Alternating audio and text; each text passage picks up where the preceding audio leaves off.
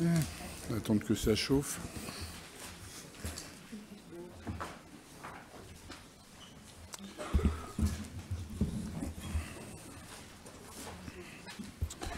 Est-ce que... Oui, ça a l'air de marcher.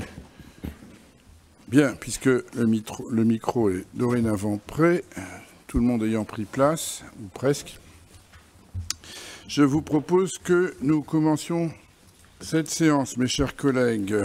Mes chers collègues, avant de procéder à l'appel, j'informe notre Assemblée que M. Abdelkrim Denfer, élu en mars 2020, a démissionné de ses fonctions de membre du conseil municipal de la commune de Wattrelos, me faisant parvenir le courrier ad hoc.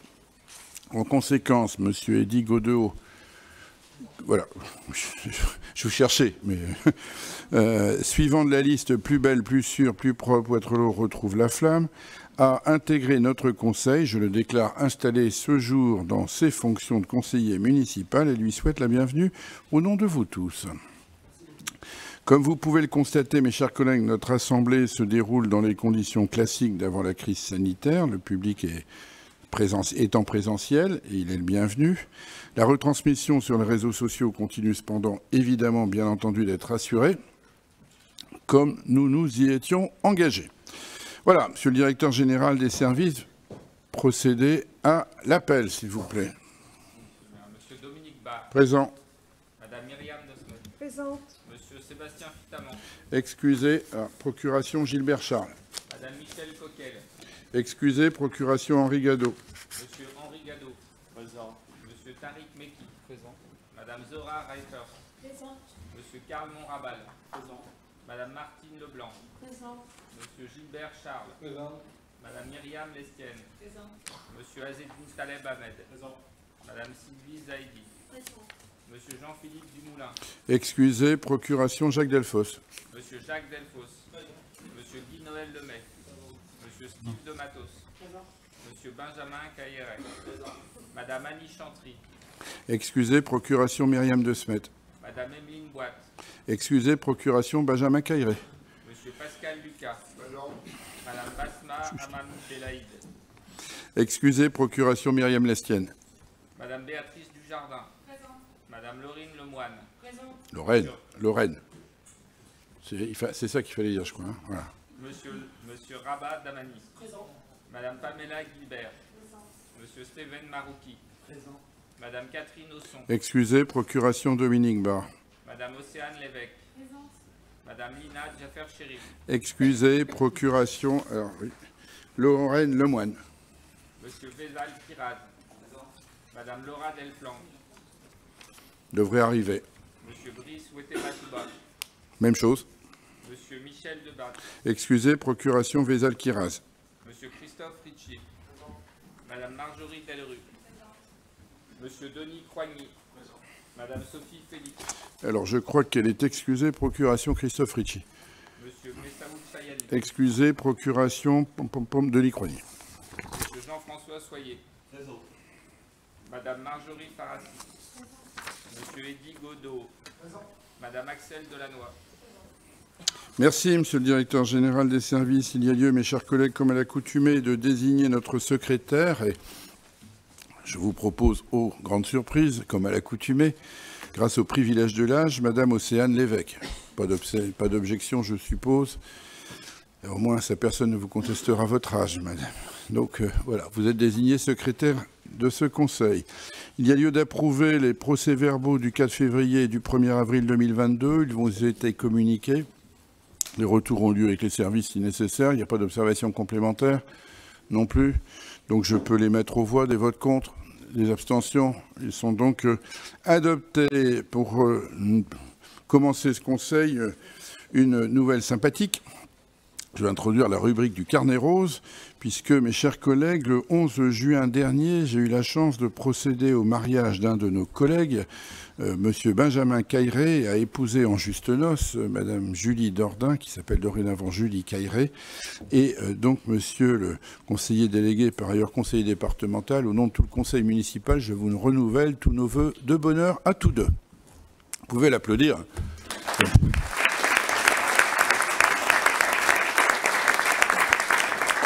C'est pas si courant que ça qu'un élu se marie en cours de mandat, je le reconnais historiquement. Voilà. Et donc cette année, nous aurons normalement 2 mariages, mais suspense pour le second. Ça n'est pas moi, je précise.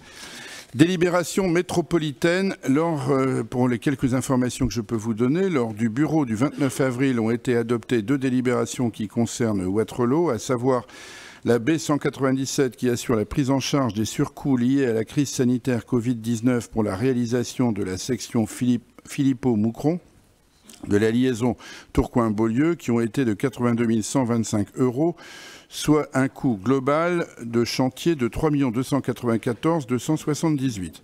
La B210 qui concerne un avenant numéro 2 pour une augmentation du montant du marché de la mission de maîtrise d'œuvre pour le recalibrage couverture de l'Épierre et la création d'une zone de tamponnement des eaux pluviales. Ce marché est porté à 543 775 € hors taxe.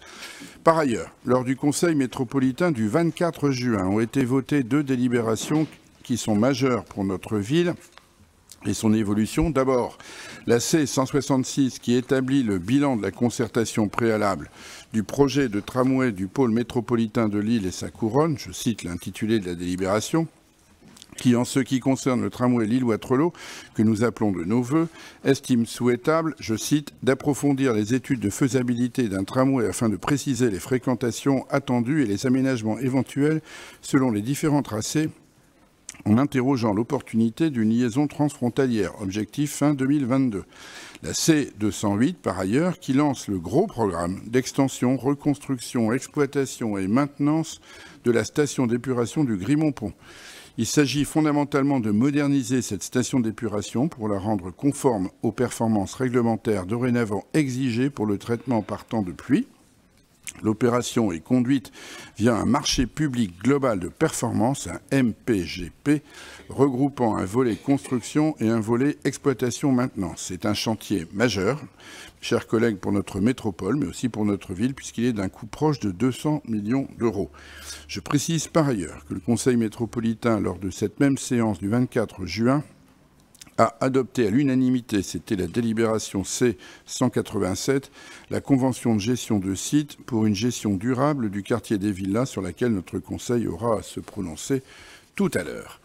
Au-delà de ces délibérations métropolitaines sur lesquelles je souhaitais vous informer, j'ai 3 communications aussi rapidement. La première, la mise à disposition d'agents municipaux. Le décret 2008-580 du 18 juin 2008 permet à un organisme contribuant à la mise en œuvre de la politique d'une collectivité territoriale pour l'exercice d'une mission de service public de bénéficier d'une mise à disposition d'agents publics.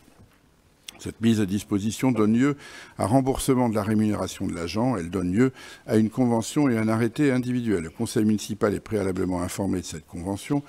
C'est ce que je fais maintenant. À cet effet, une convention sera établie entre la commune de Wattrelos et l'association Comité des œuvres sociales du personnel pour la mise à disposition de 2 agents de la filière administrative ou technique. Le bilan d'activité 2021. Le bilan d'activité des services pour l'année 2021 a été déposé sur vos tables. Ces pages vous précisent les efforts individuels de nos agents, service par service, pour mener à bien un service public de qualité, de proximité et, vous le verrez, plein de diversité. Ce document, après vous avoir été distribué, mes chers collègues, sera mis à disposition de nos concitoyens sur le site Internet municipal. Enfin, une information, une communication relative à la publication des actes. L'ordonnance numéro 2021-13-10 et le décret numéro 2021-13-11 du 7 octobre 2021 ont réformé les règles de publicité, d'entrée en vigueur et de conservation des actes pris par les collectivités territoriales et leurs groupements. Leurs objectifs sont de simplifier les outils pour assurer l'information du public et la conservation des actes, mais aussi de moderniser les formalités de publicité et d'entrée en vigueur des actes. Cette réforme entre en application au 1er juillet 2022. S'agissant de notre Conseil, le procès-verbal de séance ne sera plus signé par l'ensemble des élus présents, mais uniquement par le maire et le secrétaire de séance, chère Madame l'évêque. Sa publication sur le site Internet devient obligatoire après son adoption. Nous procédions d'ailleurs déjà à cette mise en ligne. À compter de cet automne, la liste des délibérations examinées par l'organe délibérant de la MEL et le procès-verbal de ces séances seront obligatoirement communiqués aux conseillers municipaux qui ne sont pas conseillers métropolitains dans un délai d'1 mois. Ça va vous faire de la lecture, mes chers collègues, je vous le dis.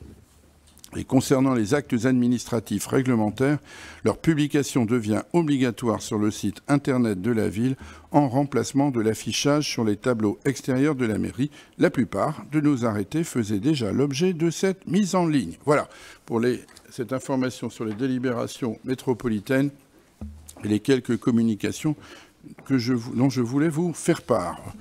Je soumets à l'Assemblée l'organisation suivante des débats sur les projets de délibération qui étaient concertés avec les présidents de groupe. Une intervention du groupe avec vous pour Wattrelos sur le rapport numéro 22. Et une intervention du groupe Plus belle, plus sûre, plus propre, Wattrelos retrouve la flamme sur le rapport numéro 8. Voilà. Je n'ai pas eu connaissance d'une demande d'intervention. Y en a-t-il d'autres? Non. Donc je considère comme adopté cette... Pardon?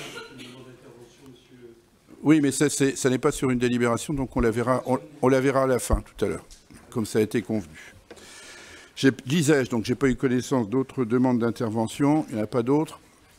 Il y a des gens qui s'opposent à cet ordre du jour, enfin à cette conduite des débats, des avis, des abstentions. Non, il est donc adopté. J'appelle donc l'ordre du jour. Je rappelle que les rapports présentés ont été soumis à l'examen des commissions finances, économie, administration générale d'une part, et développement durable, urbanisme et travaux, d'autre part.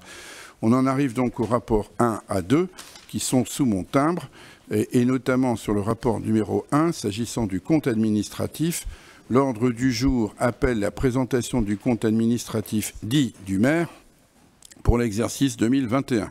Au terme de la législation en vigueur, le maire ne peut pas présider la séance au cours de laquelle le compte administratif est voté. Il peut assister, et tant mieux, à la discussion, mais doit se retirer au moment du vote. Conformément à l'article L. 21-21-14 du Code général des collectivités territoriales, je vous propose de placer la séance sous la présidence de Mme Myriam Desmet, première adjointe. Êtes-vous d'accord pour confier la présidence à Mme Myriam Desmet? Pas d'objection? Bien. Eh bien, écoutez, Madame Desmet, vous avez donc la présidence. Je vous en remercie. Je vous précise que le compte administratif a été présenté en commission finances, économie et administration générale le Ah, pardon. Excusez-moi, j'étais troublé sur ma... Merci, Monsieur le maire. Je vous précise que le compte administratif a été présenté en commission finances, économie et administration générale le 21 juin 2022. Je donne la parole à Monsieur le maire pour la présentation du compte administratif 2021 avec projection numérique. Ce qui a l'avantage de présenter les chiffres un petit peu plus simplement. Je vais essayer d'être aussi concis que possible car ce document, évidemment, a été examiné en commission des finances. Alors, d'abord, première page, quelques rappels. Voilà. Quelques rappels. Je rappelle que le compte administratif, c'est le bilan financier de l'année écoulée. Il retrace l'ensemble des recettes et des dépenses de l'année 2021.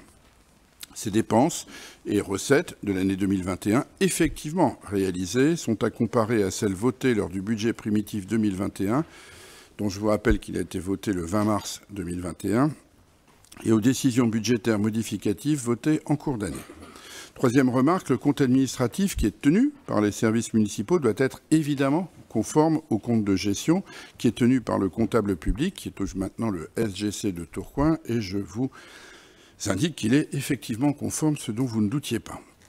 Quatrième remarque, voter le compte administratif n'est pas un vote sur le fond, mais un vote certifiant la qualité de l'exécution budgétaire, qui exprime donc que les écritures comptables ont été conformes aux décisions budgétaires initiales, c'est-à-dire le budget primitif, et modificatif, comme je viens de le dire. Enfin, dernier point, en vertu de l'article L. 21-21-14 du Code général des collectivités territoriales, dans cette séance, et comme vient de le rappeler Mme Desmet, où le compte administratif est débattu, le maire, je reprends les termes de l'article en question, doit se retirer au moment du vote. Je le rappelle parce que ça paraît toujours une curiosité.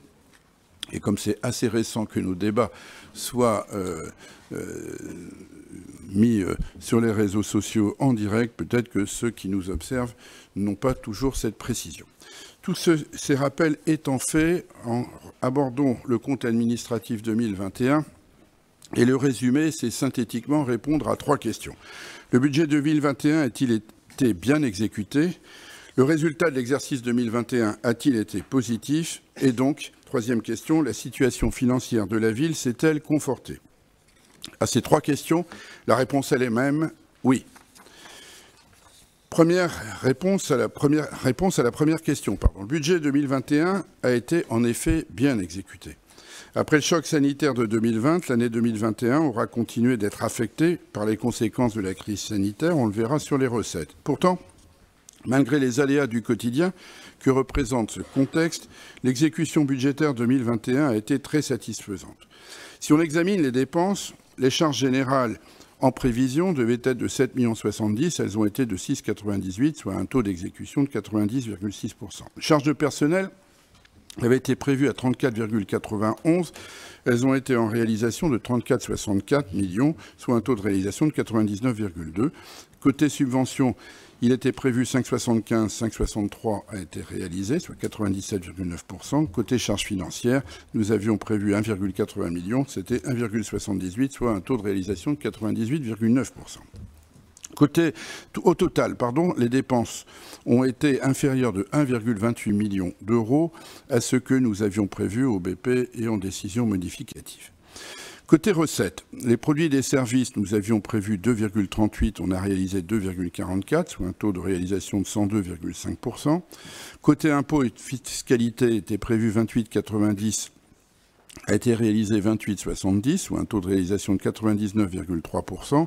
Côté dotation, a été prévu 20,34 millions, a été réalisé 21,05, soit un taux d'exécution de 103,4%. Au total, les recettes totales donc, ont été supérieures de 0,55 millions d'euros à ce qui était prévu. Une exécution budgétaire très satisfaisante, donc, et plutôt vertueuse, surtout dans le contexte, puisqu'elle s'est traduite par rapport à nos prévisions du début de l'année par moins de dépenses que prévu. Bref, on a fait des économies par rapport à ce qui avait été voté et un peu plus de recettes que prévu. Voilà comment s'est passée, mes chers collègues, l'exécution budgétaire. Voyons maintenant comment 2021 a évolué par rapport à l'exercice précédent, c'est-à-dire à 2020. Eh bien, par rapport à l'exercice précédent, il y a en 2021 une très nette amélioration sur 2020. Le résultat 2021 retrouve son niveau de 2019, qui était lui-même le meilleur résultat budgétaire depuis plus de 20 ans. Comparons donc les résultats 2021 par rapport à ceux de 2020. Regardons d'abord les dépenses. Grâce à la poursuite des efforts de gestion, les dépenses ont baissé de 50,34 millions d'euros en 2020 à 50,07 millions d'euros en 2021, c'est-à-dire un repli de l'ordre de 270 000 euros. Les charges générales étaient de 6,85 en 2020, 6,98 en 2021, légère progression. Dépenses de personnel 34,57, 34,64, subventions 5,95, 5,63. Un repli. Charges financières, 1,83, 1,78, un repli. Au total, les dépenses qui étaient de 50 343 kg en 2020 étaient de 50 072 kg en 2021. C'est cette variation de 271 000 euros, moins 0,5%, que j'évoquais il y a un instant. Ce qui est important d'observer, c'est l'évolution dans le temps d'un certain nombre de postes. D'abord, les charges de personnel, dont chacun sait qu'elles sont une part essentielle des dépenses de fonctionnement. Ces charges de personnel restent contenues. En millions d'euros, elles étaient 34,45 en 2018, 34,55 en 2019, 34,57 en 2020, 34,64 en 2021. Les charges financières sont à l'inverse tendanciellement en fléchissement. Dans 2018, 1,86, 1,83, 1,83 en 2019 et 2020 et 1,78 en 2021. Examinons les recettes. Elles ont connu en revanche une amélioration au cours de l'année 2021, passant de 52,12 millions d'euros en 2020 à 53,01 en 2021, soit une majoration de 890 000 euros. Les produits et des services, 2020, 2,09, 2,44 en 2021. Les impôts, de 28,64 en 2020, 28,70 en 2021. Les dotations, 20,68 en 2020, 21,05 en 2021. Au total, des recettes qui sont passées de 52 121 kg à 53 010 en 2021, soit une variation, comme je le disais, de 889 000 €, soit une majoration de 1,7%. Signe que la vie reprend un peu son cours, les produits des services se sont un peu redressés, en augmentation de 350 000 €. Produits des services, c'est le fruit des services que nous mettons à la population, la restauration scolaire, les concerts, les manifestations, bref, tout ce qui est payé et qui reflète quelque part l'activité des services municipaux dans leur dimension financière. Mais ces produits des services, même s'ils se sont redressés, ne parviennent pas encore à retrouver leur niveau de 2019, puisque en 2019, ils étaient de 2,77 millions d'euros. Ils ne sont encore que de 2,44 en 2021. Bref, ça se redresse, mais on n'a pas encore retrouvé le niveau de 2019 de ce point de vue-là. Alors, j'ai parlé des dépenses, j'ai parlé des recettes. Au final, on a donc un résultat de gestion 2021 qui s'améliore nettement sur 2020. Une baisse, je l'ai dit il y a un instant, de 0,5% des dépenses, moins 271 000 €. Une hausse de 1,7% des recettes, plus 889 000 €. Si vous additionnez les deux, ça fait plus de résultats pour 1 160 €. Le résultat 2020 était de 1 778 000 €. Le résultat 2021 devient de 2 938 000 €. Ce faisant, à 2,94 millions, le résultat de gestion atteint donc à nouveau son haut niveau de 2019, qui était à l'époque, il en est même très proche, 2,93 millions d'euros. Alors, pour répondre à la troisième question, est-ce que ce résultat a affecté, consolidé la situation financière de la ville? Je disais, la réponse est oui. En effet, atteignant à nouveau le meilleur niveau depuis plus de 20 ans, les résultats 2021 renforcent évidemment l'assise financière de la ville. J'allais presque dire ouf, après le coup de froid de 2020 lié à la crise sanitaire, l'exercice 2021 redonne des résultats très positifs. Le résultat de gestion est très légèrement meilleur que celui de 2019, je viens de le dire il y a un instant. Mais si on le compare, il faut se souvenir qu'il était de 560 000 en 2015, d'1 735 000 en 2016, de 217 000 en 2017, de 2 183 000 en 2018, de 2 934 000 en 2019, 1 778 000 en 2020, 2 938 000 en 2021. C'est le graphique de gauche sur ce résultat de gestion, et vous observerez donc que ce résultat est 6 fois celui de 2015 et 13 fois celui de 2017. Ça, c'est le résultat annuel. Ce résultat annuel, évidemment, il s'ajoute au résultat antérieur et ça donne le résultat cumulé de fonctionnement. Il est au plus haut niveau jamais atteint, c'est le graphique de droite. En 2015, il était de 172 000, en 2016 de 3 455 000. Il termine en 2021 à 7 818 000. Et pas besoin de voir, et d'être plus disert, pas besoin de voir autre chose que le graphique pour voir effectivement la pente de consolidation de ce résultat cumulé de fonctionnement. Cette amélioration des résultats conforte évidemment donc l'assise financière de la ville, c'est vrai, au regard des deux indicateurs clés de la structure financière des comptes de la ville que j'examinerai dans un instant. Je rappelle que le résultat global 2021, c'est la somme des résultats de fonctionnement et des résultats d'investissement. Le résultat cumulé de fonctionnement 2021, je viens de le dire il y a un instant, c'est 7 818 000. Le résultat cumulé d'investissement 2021, il est négatif de moins 226 000.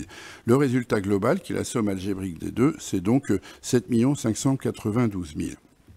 Les résultats consolidés sont donc ainsi à un niveau jamais atteint, dans l'impulsion de ce résultat cumulé de fonctionnement que je prouvais il y a un instant. Ce résultat cumulé global était en 2016 de 2 630 000, il est donc de 7 592 000 à fin 2021. C'est important ce montant puisque c'est la véritable assise financière de la ville et quelque part le pilier de sa trésorerie. Deuxième critère, l'autonomie financière. Elle ne cesse de se renforcer par la baisse régulière et progressive de l'endettement.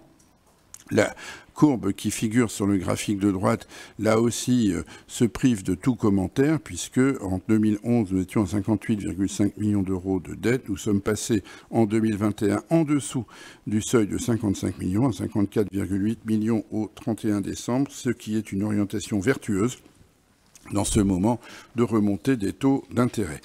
Aussi, mes chers collègues, pour résumer le compte administratif 2021, je le résumerai en 4 points. Il marque d'abord un net rétablissement des comptes, après la chute des recettes de 2020, et pour tout le monde, je pense que c'est évidemment tant mieux. Il se rééquilibre par une démarche vertueuse, avec moins de dépenses et un peu plus de recettes. Il se solde sur un résultat encore un peu meilleur qu'en 2019, lequel était déjà le plus élevé depuis plus de 20 ans. Et donc, alors que le désendettement progressif se poursuit, ce compte administratif 2021 consolide significativement l'assise et la structure financière des comptes de la ville. Vous pouvez donc le voter. Ces résultats, disais-je, sont une bonne nouvelle, et je viens de vous le démontrer en chiffres. Une bonne nouvelle d'autant meilleure que cette consolidation de nos comptes constitue de fait un matelas salutaire en ce milieu d'année 2022 et sera utile. Il sera utile à 2 égards. D'abord, parce que nous n'avons pas encore complètement retrouvé en 2021 le niveau de nos recettes de 2019. Je parlais des recettes des produits et des services, mais ça vaut pour la totalité de nos recettes, puisque si nous avons en recettes 2021 53,01 millions d'euros, nous avions en 2019 des recettes à hauteur de 53,75 millions d'euros, donc les recettes de 2021 sont encore inférieures de 1,4% à ce qu'elles étaient en 2019, avant le déclenchement de la crise sanitaire. Et la deuxième raison pour laquelle ce résultat cumulé est un matelas salutaire, disais-je, il nous sera utile parce que dès 2022, nous aurons à absorber dans nos comptes, et nous le verrons d'ailleurs tout à l'heure pour partie dans le budget supplémentaire, la flambée des prix et surtout les coûts énergétiques, le contentieux au GEC et la revalorisation de 3,5% du point d'indice des fonctionnaires qui, pour salutaire qu'elle soit, pour la rémunération de nos agents, va nécessairement, évidemment, impacter la masse des dépenses de personnel. Voilà, Madame la Présidente, Madame la Première Adjointe, mes chers collègues, ce que je pouvais dire aussi rapidement que possible pour cette présentation de ce compte administratif 2021. Merci, Monsieur le maire. Je n'ai pas été saisie de demande d'intervention. Je prie Monsieur le maire de bien vouloir quitter la salle des délibérations afin que nous procédions au vote.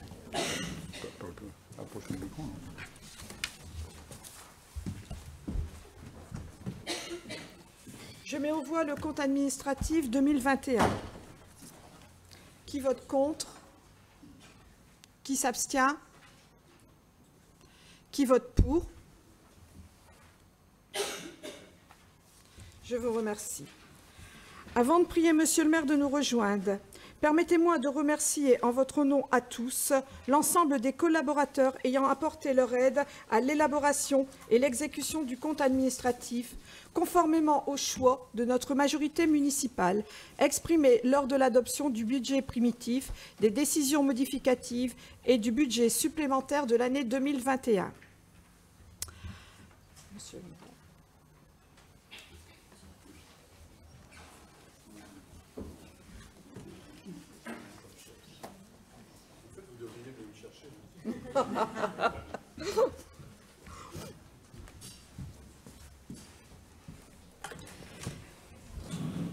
Monsieur le maire, j'ai le plaisir de vous informer que le conseil municipal a adopté le compte administratif pour l'année 2021. Il vous donne quitus des opérations réalisées au cours de cet exercice, conformément aux décisions prises. Je vous redonne bien volontiers la parole, monsieur le maire. Je sens en vous un certain soulagement, Madame la Présidente. Bien, je vous remercie et en vous remerciant de cette présidence, en vous remerciant de votre confiance, mes chers collègues, à travers ce compte administratif, je voudrais vraiment saluer l'ensemble de nos collègues agents, quel que soit leur rôle, quelle que soit leur fonction, quelle que soit leur mission, qui tiennent la maison dans ces moments un peu particuliers que nous avons vécus. L'année 2021, je l'ai dit tout à l'heure, est une année meilleure que 2020. Elle se traduit du strict point de vue comptablement par des résultats meilleurs. Mais elle reste une année difficile, où il nous a fallu à plusieurs reprises trouver des ajustements, gérer des rentrées scolaires, des protocoles, des dispositions sanitaires, mettre en œuvre ce que nous avons entrepris aussi avec le centre de vaccination, et nos services ont été tout à fait remarquables à cet égard aussi. Adopter des actions de solidarité et essayer de faire vivre la vie associative autant que nous le pouvions. Tout cela a été fait grâce à nos services, à l'ensemble de nos agents, à l'ensemble des directeurs généraux adjoints, à l'ensemble des personnels et à vous-même, monsieur le directeur général des services, sans oublier évidemment la responsable du pôle des finances de cette ville, à qui je crée souvent bien des tourments, mais aussi bien des interpellations, mais qui me donne, vu les résultats obtenus, bien des satisfactions. Je voudrais adresser justement l'expression de ma reconnaissance et celle, je crois pouvoir le dire, de l'ensemble du conseil municipal. Merci à tous. Donc il nous faut reprendre le fil de ces délibérations. J'ai la deuxième délibération, évidemment. Il y a des résultats, ils sont positifs, je viens de les dire. Dès lors qu'il y a des résultats, ils doivent être affectés selon les règles comptables en vigueur. Je n'ai pas été saisi de demande d'intervention. Quand c'est des résultats positifs qui s'ajoutent à des résultats positifs, tout le monde en voudrait. Hein. Donc voilà, c'est pas trop difficile. Pas de demande d'intervention, des votes contre, des abstentions. Oui, non. 3. Ok. Ok, donc c'est noté. 3 abstentions. C'est donc adopté. On arrive à votre One Woman Show, Madame de Smet. Vous avez les rapports 3 à 9. Et je vous propose de commencer d'abord par les rapports 3 à 6.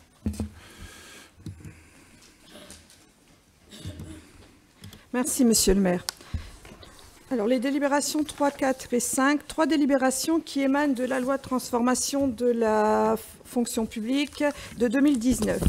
Il s'agit d'acter des modifications quant à la constitution des différentes instances à compter du 1er janvier 2023.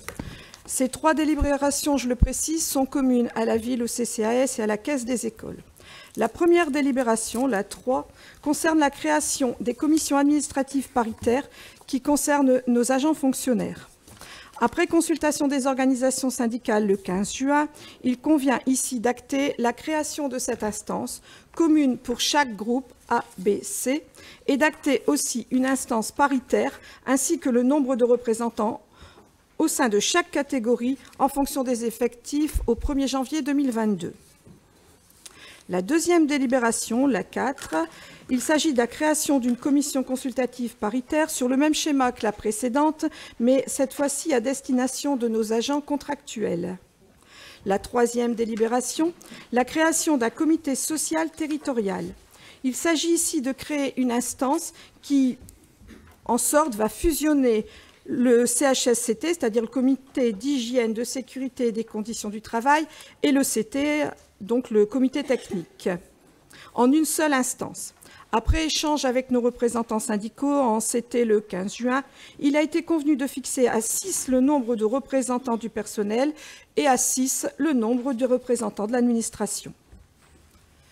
La délibération numéro 6, elle concerne quelques modifications concernant les délibérations relatives aux 1607 heures qui avaient été présentées en décembre. Il s'agit surtout de modifications d'écriture, quelques coquilles à l'écriture, puisque nos délibérations ont bien toutes été validées par la préfecture et le retour de Monsieur le Préfet est favorable, une belle reconnaissance pour le travail de nos services. La première modification, j'avais bien énoncé la présentation en instance paritaire, en comité technique de ces délibérations, mais ça n'avait pas été acté par écrit sur la délibération. Donc il s'agit juste ici d'une précision écrite. Le deuxième rectificatif concernant le cycle des ATSEM, une inversion de chiffres à l'écriture, on avait écrit 154,5 au lieu de 145,5 concernant le nombre d'heures à effectuer. Le résultat et la répartition ne changent en rien, l'équilibre pour nos agents, aucune modification. La troisième correction concerne le cycle des gardiens des étangs. C'est la même chose, c'est une explicitation des calculs qui ne change rien au droit ouvert à congé pour nos agents. Donc vous voyez rien de bien particulier. Par contre, le dernier point, une modification cette fois sur le cycle des policiers. Après 6 mois d'exercice sur les nouveaux cycles, il s'avère que le cycle tel que défini par la délibération n'était pas correctement adapté aux besoins de l'activité. Après échange avec les policiers, le cycle est donc modifié pour être en adéquation avec la nécessité de service, tout en respectant bien sûr l'obligation des 1607 heures. J'en ai fini pour les délibérations concernant le personnel, monsieur le maire. Très bien. Y a-t-il des... J'ai pas été saisi de demande d'intervention. Il y a des votes spécifiques sur ces délibérations? Monsieur Ricci, non? Monsieur Soyer? Donc, Madame Delannoy, non plus. Donc, je mets donc aux voix globalement ces délibérations, sur les délibérations 3 à 6. Des votes contre? Des abstentions? Adopté à l'unanimité. Merci, Madame. Vous pouvez donc continuer à faire les délibérations numéro 7 à 9. Merci, monsieur le maire. Je passe donc aux délibérations relatives à la politique de la ville. La délibération 7. Il s'agit d'une délibération traditionnelle, comme chaque année. Il vous est demandé de valider la programmation du contrat de ville pour l'année 2022. Chaque année, l'ensemble de nos partenaires, en premier lieu l'État, la MEL, la région, mobilisent des crédits spécifiques pour venir soutenir les projets à destination des habitants de nos quartiers et les cofinancer. Comme en 2021, cette année encore, une programmation qui répond au contexte de crise. Nous savons combien les crises actuelles fragilisent encore plus les habitants de nos quartiers prioritaires. Que ce soit un décrochage scolaire lié au Covid, des difficultés parfois de santé mentale, la précarisation de l'emploi, la précarité de certains, les violences intrafamiliales qui ont nettement augmenté, l'isolement social, la fracture numérique et bien d'autres choses encore. Cette programmation 2022 a donc pour objectif de répondre à ces difficultés, ou du moins de tenter d'apporter des réponses. En témoignent 2 petits exemples que je voudrais vous donner ici. La première, c'est la priorité donnée à la réussite éducative. Un programme de réussite éducative dès 2 ans, un accompagnement des enfants fragilisés, angoissés par la crise sanitaire et qui, selon les services, dès la maternelle, sont de plus en plus nombreux. Un accompagnement financier pour les dépistages des troubles des apprentissages, les bilans ergothérapeutes ou psychomoteurs qui sont parfois trop onéreux pour les parents de nos quartiers. Des actions déployées sur tout le territoire concernant l'utilisation des écrans et surtout les dangers de ces écrans et les dangers d'Internet. Des actions dans le cadre de l'égalité filles-garçons, surtout en prévision de l'orientation, que les filles ne se ferment plus aucune porte. Et bien sûr, la poursuite de nos actions comme coup de pouce, lutte contre le décrochage scolaire, avec des actions portées par nos partenaires associatifs, les centres sociaux, Acti-Jeunes ou Horizon 9. Un autre pilier de notre contrat ville, l'accompagnement vers l'emploi et le développement économique. L'accompagnement à la création d'entreprises se poursuit en partenariat avec un dispositif comme le dispositif CitéLab. Nous apportons aussi un soutien aux innovations, au développement durable, à la sensibilisation au respect de la nature et de l'environnement. Cette année en tout, c'est 53 projets qui seront directement soutenus par la ville et ses partenaires financiers déployés sur le territoire ouattrelosien au bénéfice de nos habitants. Une enveloppe de 295 524 € de crédits spécifiques pour notre ville et une enveloppe de 329 000 € pour l'État, notre premier partenaire financier pour les dossiers communaux. La délibération numéro 8. La ville perçoit une dotation de solidarité urbaine et de cohésion sociale. Cette dotation doit permettre de contribuer à l'amélioration des conditions de vie dans les communes urbaines confrontées à une insuffisance de leurs ressources au regard de leurs charges élevées. Il s'agit d'une dotation non affectée, libre d'emploi, d'un montant de 8 048 192 €. Et il appartient au Conseil municipal aujourd'hui de prendre acte de la présentation d'un rapport annuel qui reprend l'évolution des indicateurs relatifs aux inégalités, mais qui aussi reprend les actions mises en place et les moyens qui y sont affectés. Le rapport annexé met l'accent sur 11 champs thématiques spécifiques et les moyens qui y sont affectés. C'est aujourd'hui pour moi, mes chers collègues, une fierté de vous faire une présentation succincte mais éclairante sur tout ce qui est mis en œuvre sur notre territoire au titre de cette DSU. Nous avons fait le choix avec les services cette année de faire 3 focus. Un premier focus concerne le développement économique, avec un objectif prioritaire, promouvoir le territoire économique de Wattrelos. L'accueil, le conseil, l'accompagnement et le soutien des porteurs de projets participent à cette mission. Telle en est la preuve, l'ouverture de la supérette diagonale dans la centralité de Beaulieu, les différents parcs d'activités qui se remplissent et les projets de construction en cours.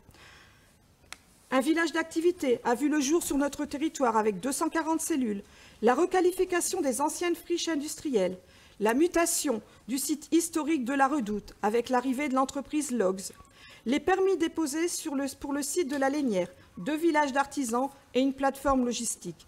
Bien entendu, cette dynamique économique participe à la création d'emplois locaux à destination de nos habitants issus des quartiers prioritaires. Un deuxième focus concerne le développement de notre projet Ville-Nature, avec un objectif prioritaire de développer une prise de conscience de la nécessité de modifier nos gestes au quotidien. Consommer autrement, avec l'opération Biomarché, développer les déplacements en mode doux, pistes cyclables, nouvelles randonnées, développer la biodiversité, gestion différenciée, fleurissement, apiculture, entreprendre des économies d'énergie, rénovation des chaudières, régulation, pédagogie auprès des enfants, des familles, à travers des animations et des actions, à travers notre projet de création d'éco-animateurs qui se déplacent dans les écoles. L'ensemble de ces actions vise à sensibiliser tous les publics, mais surtout les habitants de nos quartiers prioritaires, aux enjeux de demain, mais aussi de permettre d'augmenter leur pouvoir d'achat aux moyens d'actions simples, lutter contre les déperditions de chaleur, les économies d'eau, la lutte contre le gaspillage, la fabrication de ses propres produits d'entretien et bien d'autres choses encore. Un dernier focus rapide pour un axe dont on ne parle pas souvent, le point d'accès au droit. Nous apportons la ville à cette structure wattrelousienne un accompagnement et un soutien qui permet aux Wattrelousiens concernant l'accès au droit, la résolution des conflits, l'aide aux victimes. Eh ben, je suis perdue. Bah, c'est bien. Voilà. Résolution des conflits, l'aide aux victimes. Voilà. Et bien des procédures diverses quand on sait combien les mesures juridiques et les poursuites juridiques peuvent parfois être compliquées pour les gens issus de quartiers prioritaires. Nous mettons à disposition gratuitement des permanences de professionnels, avocats, notaires, huissiers, sciaviques, médecins. En parallèle est mené aussi un travail de réseau avec le CCAS, avec l'UTPAS, avec les services de police, l'hôpital, les médecins, pour toujours accompagner mieux les publics les plus fragilisés. Voilà, monsieur le maire, voilà mes chers collègues. Loin d'être exhaustive, la présentation de ces 3 focus montre combien cette DSU est nécessaire à notre ville, mais surtout, je pense, combien elle est bien utilisée à Wattrelos. La délibération numéro 9. Le quartier des Villas fait l'objet d'un grand projet de rénovation dans le cadre de l'ANRU. Au volet urbain de ce projet est associé un volet social. Ce projet de rénovation va entraîner, on l'imagine bien, avec les travaux, des perturbations, va induire des grands changements pour les habitants. Il y a donc lieu d'anticiper ces perturbations et d'accompagner les habitants. Pour ce faire, l'objet de cette délibération est de valider l'écriture d'une convention qui déterminera entre les partenaires qui fait quoi, comment on s'organise, comment on planifie, avec des temps d'évaluation réguliers entre les différents partenaires, la ville, la MEL et bien sûr le bailleur Vilogia, et répondre ainsi aux objectifs fixés par la charte de gestion urbaine de proximité. Il convient donc de vous autoriser, monsieur le maire, à signer cette convention. J'en ai fini, monsieur le maire. Pas tout à fait, madame, pas tout à fait encore. Bien, merci, chère madame. J'ai donc 3 délibérations. On va d'abord se prononcer sur la numéro 7, sur laquelle je n'ai pas eu de demande d'intervention, des votes contre, des abstentions, donc adopté à l'unanimité. S'agissant de la délibération numéro 8, il m'a été signalé une demande d'intervention de monsieur Godeau, qui veut faire ainsi son baptême. Elle est poussée. Alors, donc, on va vous expliquer. Il faut pousser le bouton du haut. Non, celui qui clignote. Il est en bas, pardonnez-moi. Pour vous, il est en bas, pour moi, il est en haut. Allez-y. Monsieur le maire, chers collègues, mesdames et messieurs, nous revenons sur le sujet des conseils citoyens.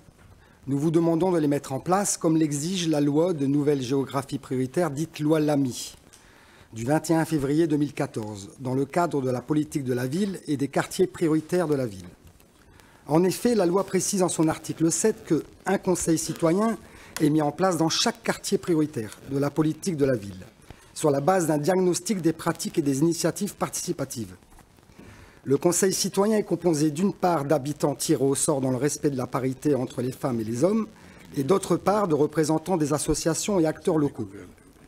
Ces conseils citoyens sont associés à l'élaboration, à la mise en œuvre et à l'évaluation des contrats de ville. Des représentants du conseil citoyen participent à toutes les instances du pilotage du contrat de ville, y compris celles relatives aux projets de renouvellement urbain. Les conseils citoyens exercent leur action en toute indépendance vis-à-vis des pouvoirs publics et inscrivent leur action dans le respect des valeurs de liberté, d'égalité, de fraternité, de laïcité et de neutralité. Nous vous demandons, Monsieur le maire, de mettre en place ces conseils dans nos quartiers prioritaires. J'en ai fini, Monsieur le maire.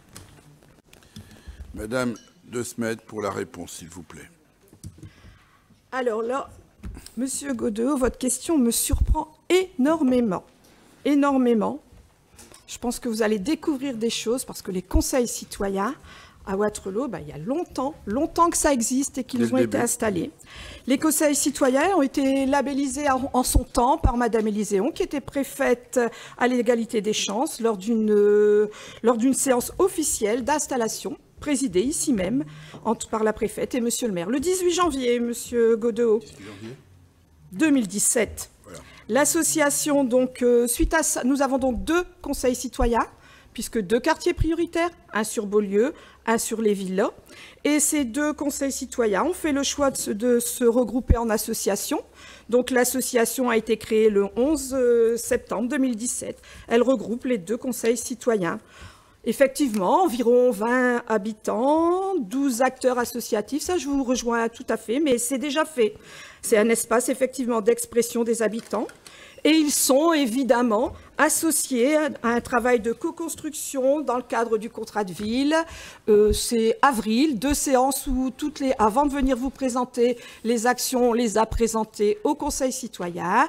Elles ont été évaluées, les conseillers citoyens ont mis leur avis, favorable d'ailleurs. Et tout a été envoyé dans les normes. Donc voilà, ils sont aussi associés dans le cadre des projets en rue. Leur avis est demandé. Ils seront d'ailleurs présents à un copil présidé par Madame la préfète, un projet de revue d'ici peu. Enfin, tout ça, monsieur, là, vous enfoncez une porte ouverte. Je suis désolée. Donc, je vous invite quand même à vous promener un peu plus dans Wattrelos, parce que vous verrez. Par exemple, la fête des associations, NQE, c'est bientôt là, juillet-août, les conseillers citoyens, parce qu'en plus ils sont très actifs, sont présents dans toutes les fêtes associatives, se font connaître auprès des habitants. Ils ont aussi leur propre journée. Il n'y a pas très longtemps, un partenariat, une journée entière avec les services de police et de prévention à Beaulieu, sur le stade Coubertin.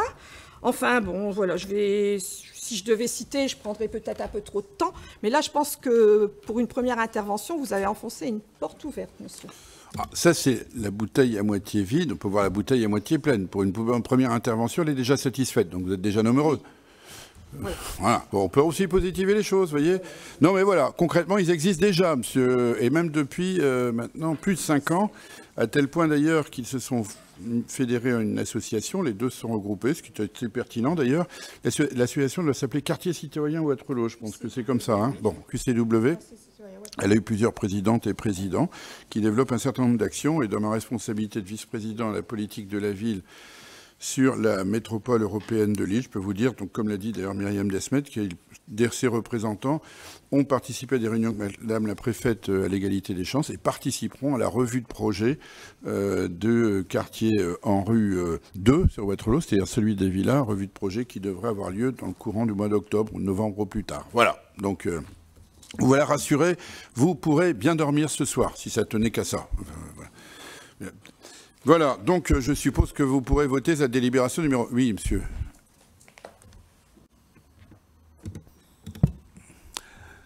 Monsieur le maire, Madame Desmet, je vous remercie pour votre leçon. Comme d'habitude, vous êtes excellent en la matière. Mais depuis notre arrivée, nous nous battons pour que la démocratie soit retrouvée à Wattrelos. Comité de quartier, conseil citoyen. Ces conseils citoyens-là ne nous ont jamais été présentés. Pourtant, vous avez des... Non, ils ne nous ont jamais été présentés. 2010. S'ils datent de 5 ans, monsieur le maire, c'est des quartiers prioritaires d'il y a 5 ans, pas d'aujourd'hui. Mais si, monsieur. Eh bien, vous voudrez bien, s'il vous plaît, chers collègues, nous communiquer toutes les informations les concernant. Alors, je pense même qu'il y a des gens de votre sensibilité qui y siègent, pour être très franc. Mais bon, sauf erreur, voilà. Donc ces quartiers citoyens, ils ont été créés sous l'égide de Madame la préfète à l'égalité des chances, qui est même venue ici. Ils se réunissent, ils sont connus. M. Ricci peut en attester. Pourtant, nous ne sommes pas de la même sensibilité de ce point de vue-là.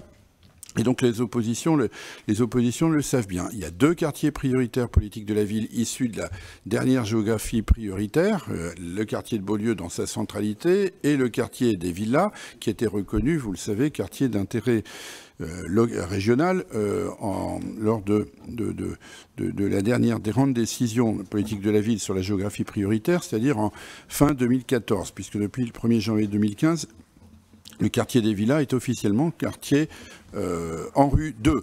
La loi Lamy s'est appliquée sur cette nouvelle géographie prioritaire et donc il y a eu 2 conseils citoyens, l'un sur Beaulieu et l'autre sur le quartier des Villas.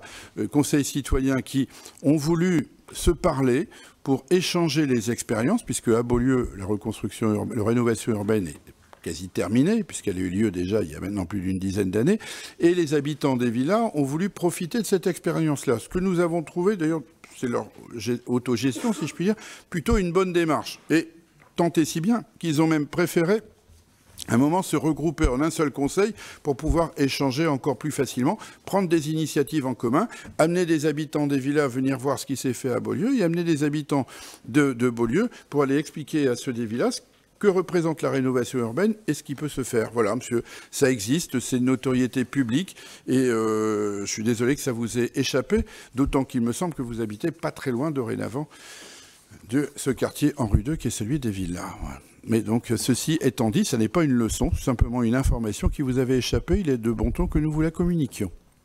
Voilà, on arrive donc sur cette délibération numéro 8. Donc, puisque les explications ont été données, je pense qu'elles sont satisfaisantes, Monsieur Godeau. Voilà. Mais si elle est satisfaisante, ils existent. Vous demandez, vous posez à Madame Desmet, vous réclamez la création des conseils citoyens, ils existent depuis plus de 5 ans. C'est satisfaisant. Ben, c'est vous qui vous informez. Il y a quand même suffisamment d'habitants qui y participent. Allez. Donc voilà, écoutez, c'est pas une leçon, c'est une information, prenez-le comme tel, voilà. Il y a eu X-article 13, monsieur, si vous voulez qu'on fasse l'histoire, mais quand même, c'est une histoire de plus de 5 ans, voilà.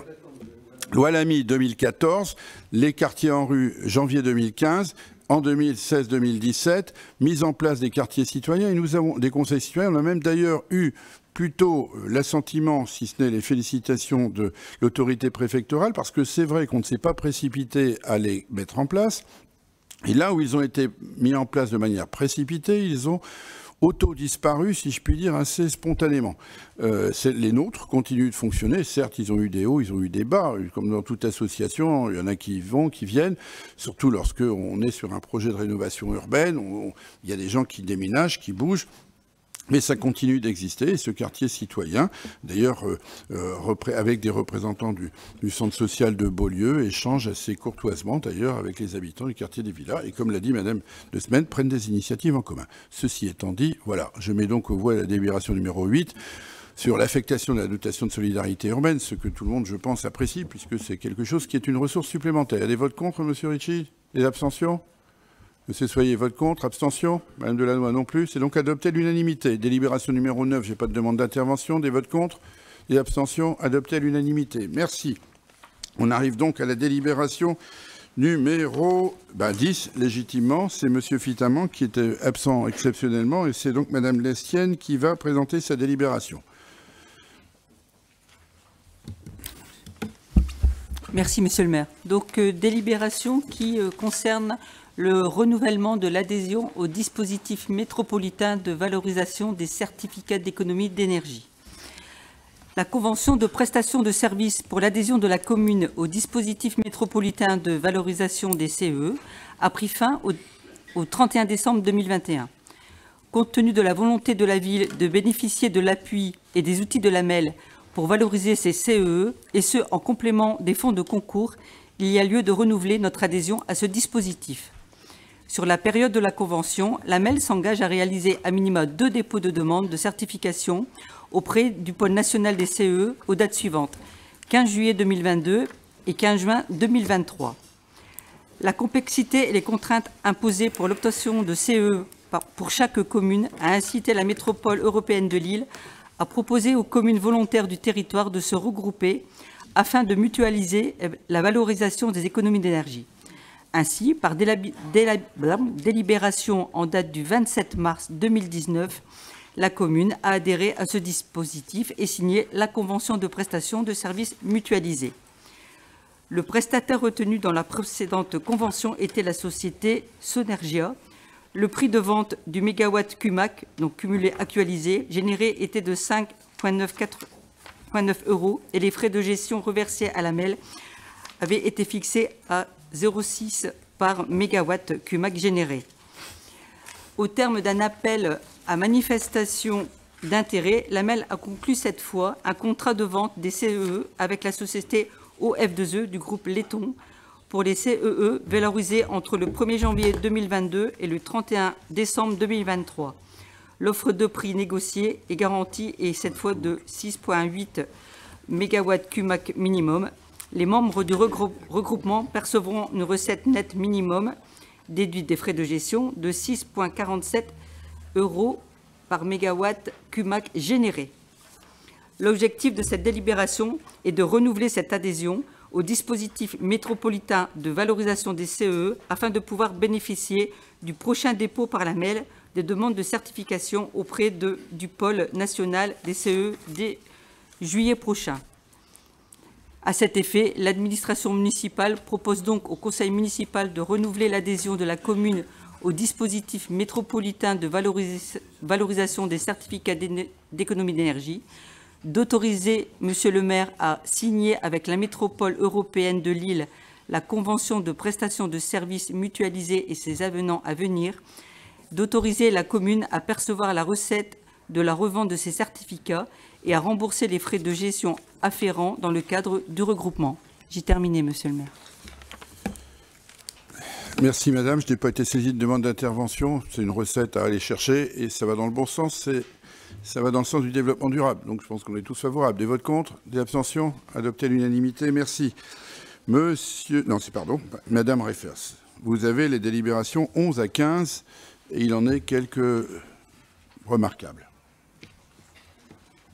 Je vous remercie, Monsieur le maire. Donc, la délibération numéro 11 concerne la désaffectation et le déclassement d'un espace communal, square Raoul Dufy. Donc, par délibération en date du 1er juillet 2021, le conseil municipal a donné pouvoir au maire pour prescrire par arrêté l'enquête publique préalable à la désaffectation et au déclassement d'un espace vert communal situé square Raoul Dufy, nécessaire à la réalisation des travaux de construction liés au projet en rue. L'enquête publique s'est déroulée en mairie du 7 septembre au 5 octobre 2021 et les conclusions étant favorables, l'administration municipale demande au conseil municipal de constater la désaffectation de cet espace vert et d'en décider le déclassement. Je continue. Bien sûr. Délibération numéro 12. Cession d'une parcelle communale à la métropole européenne de Lille. Dans le cadre de la requalification du quartier urbain de Beaulieu financé par l'ANRU, de nombreux échanges fonciers sont intervenus entre la MEL, la ville et Villogia jusque fin 2015, date de la fin de la convention. Aujourd'hui, la ville est sollicitée par la MEL concernant une parcelle située rue du Bossol, restée communale alors qu'elle aurait dû être rétrocédée en son temps.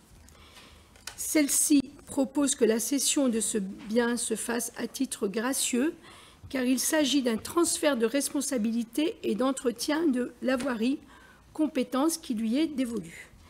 L'administration municipale donc au conseil municipal d'autoriser la cession gratuite de cette parcelle, d'autoriser Monsieur le maire à signer les actes à venir concernant cette opération de cession. Donc, délibération numéro 13. concerne la désaffectation et le déclassement d'un logement situé 39 rue Voltaire. Donc, il s'agit de constater la désaffectation du domaine public du logement du groupe scolaire Voltaire et de décider de son déclassement pour qu'il puisse être cédé ultérieurement. Pour info, donc 2 logements d'instituteurs étaient affectés à ce groupe scolaire. L'un d'entre eux demeure occupé par un concierge. Délibération numéro 14. Donc, il s'agit de la révision du plan local d'urbanisme, le PLU, et l'inscription de 2 boulevards à l'IPAP, qui est l'inventaire patrimonial architectural et paysager. Dans le cadre de la procédure de révision du PLU engagée par la MEL, la ville demande le classement de 2 boulevards à l'IPAP, et ce, dans un souci de protection et de promotion de ce jeu traditionnel. L'objectif poursuivi étant la préservation du jeu de bourle, encore très pratiqué à Wattrelos. La ville a donc demandé à la MEL le classement de 2 boulevards privés aujourd'hui menacés de disparition dans le cadre d'opérations immobilières et financières. Donc, il s'agit de la boulevard du Bon-Fraisier, qui est située 5 rue Louis Dornier, et la boulevard du Cercle Saint-Joseph, qui est située 41 rue Saint-Joseph. En conséquence, l'administration municipale propose au conseil municipal d'émettre un avis favorable sur cette demande de classement des 2 boulevards. Enfin, je termine avec la délibération numéro 15 qui concerne la dénomination d'une voie. Donc, sur le site de la Lénière, un permis de construire a été accordé pour la construction de 49 logements, nécessitant la création d'une voie de desserte. Il est donc proposé de dénommer cette nouvelle voie rue Rachel Lempereur, première femme députée du Nord à entrer en 1945 à l'Assemblée nationale. Née en 1896 à Lille, institutrice, elle s'est engagée dans le militantisme syndical, puis en politique, dans les rangs de la SFIO. Pendant l'occupation, elle participe à la résistance. En 1945, 46 et 51, elle est élue députée aux 2 assemblées nationales constituantes. En 1956, elle est vice-présidente de la commission de l'éducation nationale et secrétaire de l'Assemblée nationale entre 1951 et 1955. Elle siège également à la commission de la santé publique, du règlement et du suffrage universel et à celle du travail, de la sécurité sociale, de la protection industrielle et de la presse. Après avoir été battue aux élections législatives entre 1958 et 1968, elle demeure sur la scène politique locale en tant qu'élue à Lille. Elle est décédée en 1980 à Saint-André. Et c'est une délibération donc très importante. Je tiens à souligner, comme vous le voyez, notre volonté de féminiser. On a précédemment, au cours des précédents conseils municipaux, pris plusieurs délibérations où c'était des femmes qui étaient mises à l'honneur. Et une fois de plus, on continue cette volonté. J'ai terminé, Monsieur le maire. Merci, madame. Je confirme cette volonté politique, mais on peut se retrouver très largement sur ce point. Il y a, pas dire trop, de noms d'hommes. Il y a tant eu d'hommes évidemment engagés et qui méritent d'être connus et reconnus, mais on a fait trop peu de femmes. Voilà. Et c'est vrai que depuis maintenant, le mandat précédent, celui-ci, on a pris le soin de veiller à reconnaître aussi des femmes méritantes qui ont eu des engagements qui méritent respect et considération. Je pense à Gisèle Halimi, comme on l'a fait il n'y a pas très longtemps. Je pense à Simone Veil aussi. Je pense à la petite Maria Blondeau. Je pense à Martha Desrumeaux, qui ont été des nominations récentes. Aussi curieusement que ça puisse paraître, Wattrelos n'avait jamais donné un nom de rue à la première femme députée du Nord en 1945. C'était la première. Il y en a eu d'autres. C'était la première. Et donc, voilà, c'est un message particulier qu'on adresse à l'histoire et à la place des femmes dans la société qui mérite effectivement d'être portée ici aussi et comme ailleurs. Alors, je n'ai pas été saisi de demande d'intervention sur aucune de ces délibérations. Il y a des votes particuliers, M. Ritchie, M. Toyer non plus, Mme Delannoy non plus. Donc, je mets donc aux voix globalement les délibérations 11 à 15 de Mme Reifers, 11 à 14, et on va voter sur celle de Mme l'Empereur spécifiquement. Voilà. Sur les 11 à 14, les votes contre, les abstentions. Et donc, elles sont adoptées à l'unanimité. Et sur la délibération numéro 15, sur la dénomination de la rue Rachel l'Empereur, il y a des votes contre, des abstentions, et que ceux qui sont pour le manifeste enlèvent la main. C'est donc adopté à l'unanimité, madame. Monsieur Charles, vous avez le rapport numéro 16.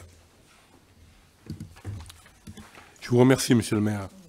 Cette délibération concerne une demande de subvention au Centre national du livre.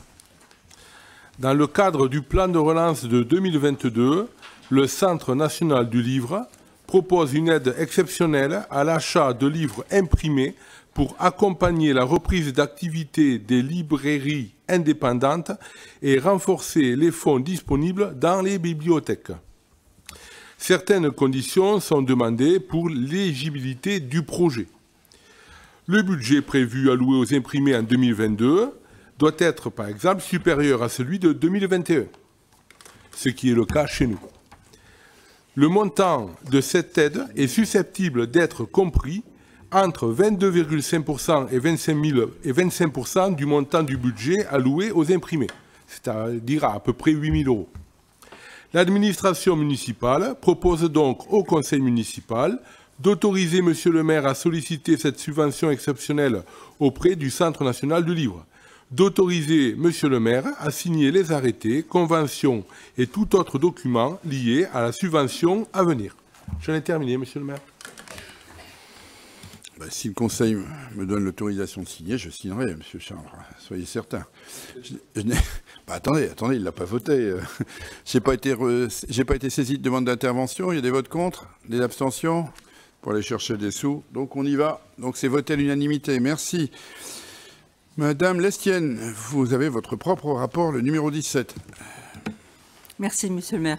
Donc une fois de plus, on cherche des sous. Eh bien, c'est très bien. C'est une bonne attitude. Donc, une délibération pour une demande de subvention pour les travaux de traitement de façade du Conservatoire de musique. Soucieuse de garder en mémoire son passé ferroviaire qui a marqué l'époque industrielle et l'arrivée des premières usines textiles, de valoriser son patrimoine architectural et culturel, la ville souhaite procéder à la rénovation de la façade de l'ancienne gare ferroviaire qui abrite depuis 1986 le Conservatoire à rayonnement communal de musique et de danse. Ces travaux d'embellissement et de sauvegarde du bâtiment s'inscrivent tout à fait dans le cadre de la politique de requalification du centre-ville engagée avec la métropole européenne de Lille. Le coût de ces travaux est estimé à 125 000 € hors taxes, soit 150 000 € TTC. Ce projet peut faire l'objet d'une demande d'aide financière auprès de l'État au titre de la dotation de soutien à l'investissement local à hauteur de 40%, soit un montant maximal de 50 000 €. De plus, ce projet est susceptible de recevoir un fonds de concours de la métropole européenne de Lille au titre de l'enveloppe dédiée à la préservation du patrimoine architectural et historique. Les dépenses et recettes en résultant seront imputées sur les crédits prévus au budget de l'exercice 2022. En conséquence, l'administration municipale propose au conseil municipal d'approuver le programme et l'enveloppe budgétaire de l'opération, d'approuver le plan de financement prévisionnel, d'autoriser Monsieur le maire à déposer un dossier de demande de subvention et à rechercher des financements auprès de tous les partenaires potentiels, d'autoriser Monsieur le maire à solliciter un fonds de concours auprès de la métropole européenne de Lille et d'autoriser Monsieur le maire à signer les arrêtés, conventions et tout autre document lié aux subventions à venir. J'ai terminé, Monsieur le maire. Bref, on va chercher des sous. Et d'ailleurs, on l'a dit tout à l'heure, et on l'a vu en commission des finances, l'État nous a déjà attribué les 50 000 € de DSIL. Donc on attend le retour de la MEL, mais qui sera partie évidemment moins importante que celle de l'État. Bien, je n'ai pas été saisi de demande d'intervention, des votes contre, des abstentions. C'est donc adopté à l'unanimité. Merci, madame. Monsieur Delfosse, vous avez le rapport 18.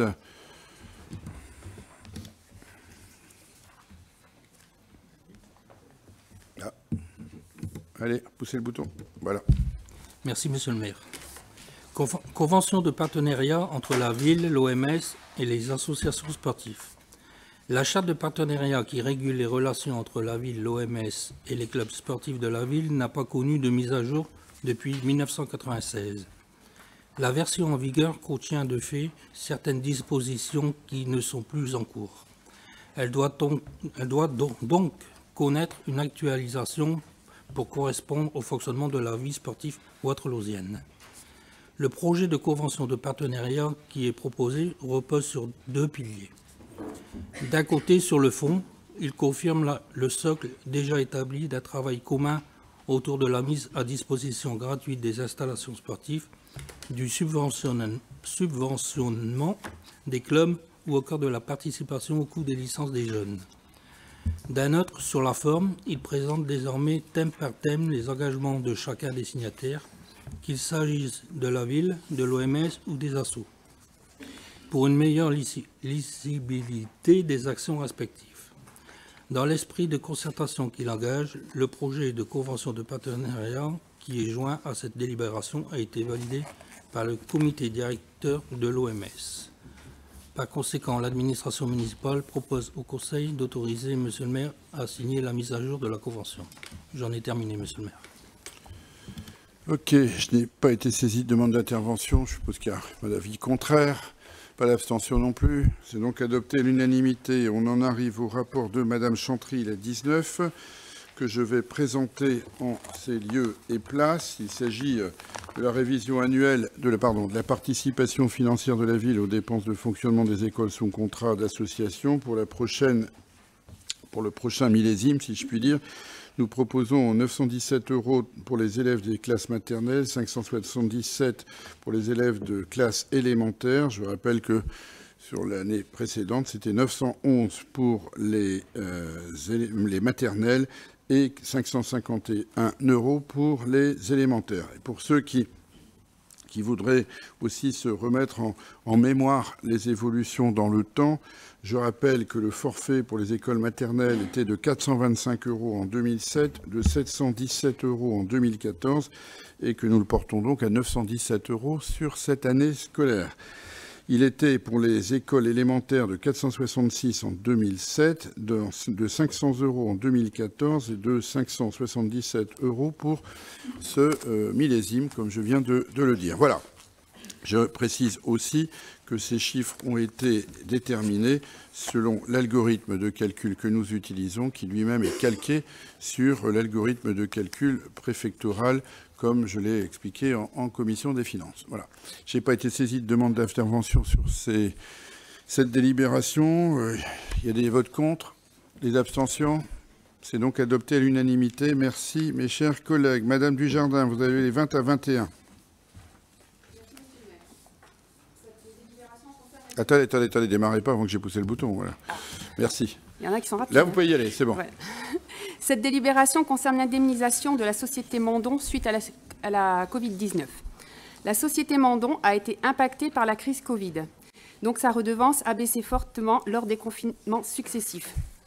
Cette perte a été causée par le fait que les commerces dits non indispensables, tels que le textile, les chaussons entrantes, n'ont pu déballer. C'est pourquoi la société Mandon a demandé un geste de la municipalité. Alors deux options se sont présentées. Soit le versement d'une indemnité, soit la prolongation de la DSP de 6 mois. Après réflexion, la seconde solution a été proposée et acceptée par la dite société. Elle s'est également avérée plus raisonnable pour la ville, car elle n'impacte pas son budget. Le contrat avec la société Mandon sera donc prolongé jusqu'au 30 juin 2023, soit 6 mois de plus que le contrat initial, qui prenait fin le 31 décembre 2022. C'est pourquoi l'administration municipale propose au Conseil d'approuver la prolongation de la délégation de service public au-delà du 31 décembre 2022 pour une période de 6 mois, correspondant à la durée des 3 confinements et d'un retour à la normale, et d'autoriser Monsieur le maire à signer l'avenant actant ces dispositions. Ensuite, la délibération numéro 21. Elle concerne la redevance d'occupation du domaine public pour la signalétique de proximité. Pour favoriser l'attractivité économique de la ville, une signalétique permettant une meilleure visibilité de nos commerces, services et entreprises a été mise en place sur notre territoire. Après une mise en concurrence avec la société SICOM décrochée en mai 2022, le marché pour une durée de 5 ans. Ce marché a pour objet l'installation, l'exploitation et l'entretien de cette signalétique. Après validation et à ce jour, 82 panneaux sont installés sur la commune. La redevance d'occupation du domaine public est fixée à 60 € par portique en place, par an et révisée par année civile. Celle-ci sera versée au plus tard au 31 mars de cette même année. La société se rémunérera directement auprès des commerçants concernés. Le coût de la latte demandé aux commerçants reste inchangé par rapport au marché précédent. Et je voudrais préciser que la ville n'intervient pas dans les tarifs des augmentations et les tarifs et les augmentations décidées par SICOM. Excusez-moi. L'administration municipale propose au Conseil de fixer le montant de la redevance à 60 € par portique installé par an, d'autoriser Monsieur le maire à signer tout acte s'y référant. Les recettes afférentes à cette redevance seront imputées pour les lignes budgétaires prévues au budget de l'année 2022 et suivante. J'ai un problème. À vous, Monsieur le maire. J'ai un problème avec mes lunettes. Si vous me redonnez la parole, alors je vais la prendre, je vous remercie. On peut faire un vote global aussi, M. Ricci, M. Soyer? Madame Delannoy aussi? Très bien. Donc, je n'ai pas été saisi de demande d'intervention, des votes contre, des abstentions. C'est donc adopté à l'unanimité. On en arrive à mes derniers rapports, donc les rapports 22 à 25. Sur le rapport 22, il s'agit du budget supplémentaire qui, outre l'affectation des résultats que je vous ai évoqués en début de séance, abonde quelques lignes, subventions aux associations, contrats de ville, etc. Côté investissement, le budget supplémentaire nous permet d'opérer quelques redéploiements pour permettre ainsi, par exemple, l'achat de nouvelles radios pour la police, les installations de capteurs CO2 dans les écoles pour en vérifier la bonne aération, des travaux dans nos crèches, le sablage de la façade du conservatoire de musique, comme cela vient d'être dit, qui fait par ailleurs l'objet d'une subvention DSIL de l'État de 50 000 €, comme je l'ai dit, et une nouvelle phase de vidéoprotection sur laquelle M. Gadeau reviendra brièvement dans un instant. S'agissant du fonctionnement, outre le versement des actions de la politique de la ville, l'essentiel des évolutions budgétaires consiste à, d'une part, majorer les crédits pour l'énergie, 230 000 € pour l'électricité, 580 000 € pour le gaz, 260 000 € pour l'éclairage public, c'est-à-dire au total, mes chers collègues, 1,07 million d'euros, ce qui est une somme considérable, chacun le comprend. Et d'autre part, inscrire une provision de 760 kg € pour le règlement du contentieux que nous avons avec les OGEC, même si nous poursuivons la discussion en justice pour faire valoir notre bon droit. Il est de bonne gestion précautionneuse de provisionner la somme évoquée, me semble-t-il. Voilà. Alors, je vais passer, avant que de vous passer la parole, M. Ricci, je vais passer la parole à M. Henri Gadeau, à qui j'ai demandé d'apporter quelques précisions sur le contenu de la ligne d'investissement relative à la vidéoprotection, puisque c'est la ligne qui bouge le plus significativement dans le budget d'investissement. Monsieur Gadeau, vous avez la parole. Merci, Monsieur le maire. Chers collègues, pour faire un point, le déploiement du réseau de vidéoprotection était engagé, comme vous le savez, en 2010 par une première phase de 29 caméras. Depuis, le vieillissement, l'évolution du matériel et l'extension du réseau ont guidé les différents programmes de maintenance et d'extension du parc, qui compte à ce jour un total de 57 caméras. Aujourd'hui, le réseau, donc la phase 4, le réseau doit achever sa modernisation par le remplacement des dernières liaisons radio existantes par des liaisons fibre optique plus performantes et plus fiables. C'est donc près de 6 km de fibre optique qui vont être tirés principalement dans les réseaux des fourreaux de Lamel et vont permettre de rapatrier les images des caméras installées dans les sites suivants, le site Janzé, Cité des Sports, Parc du Lion et le site Savary. La mise en service l'an dernier du boulevard Pierre-Mauroy derrière le parc urbain nécessite également de compléter le réseau en caméras de surveillance et en caméras dédiées à la lecture de plaques par une installation sur le giratoire André Cambrai et à l'entrée de l'étang vers Bruges. La rue de la Potente bénéficiera également d'une nouvelle caméra au débouché du square Prosper Mérimée. Des ajustements de position de caméra sont également prévus à la Cité des Sports et sur le giratoire Potente-Vieux-Bureau afin de modifier et améliorer les angles de vue.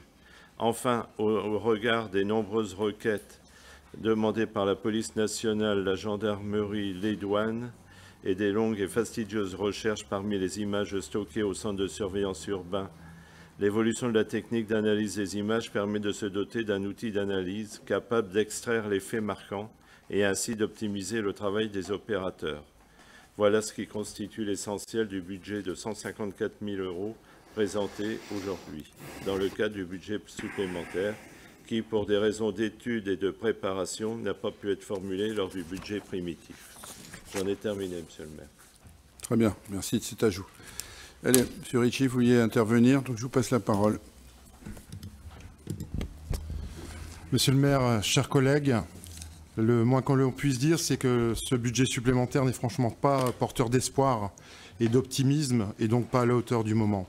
Le contexte international que l'on connaît oblige à provisionner une augmentation, vous l'avez dit, de plus de 1 million d'euros pour faire face à la flambée des prix des énergies.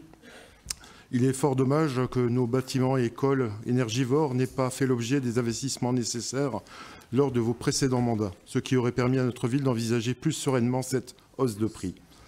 Vous me direz, encore aurait-il fallu pouvoir le faire, mais vous connaissez mieux que quiconque l'état de nos finances. D'ailleurs, nous aurions apprécié être associés à la réflexion pour décider des mesures destinées à compenser cette hausse exponentielle. Et à ce titre, nous vous proposons la mise en place d'une commission de contrôle et de régulation des dépenses. Électricité, chauffage, gaz, carburant et autres fluides de notre commune, avec bien entendu la présence d'élus de l'opposition au sein de cette commission. Il y a ensuite la réparation nécessaire de notre église Saint-Maclou. Le chiffrage des réparations a augmenté aussi de l'ordre de 1 million d'euros, me semble-t-il, à cause du contexte économique du moment.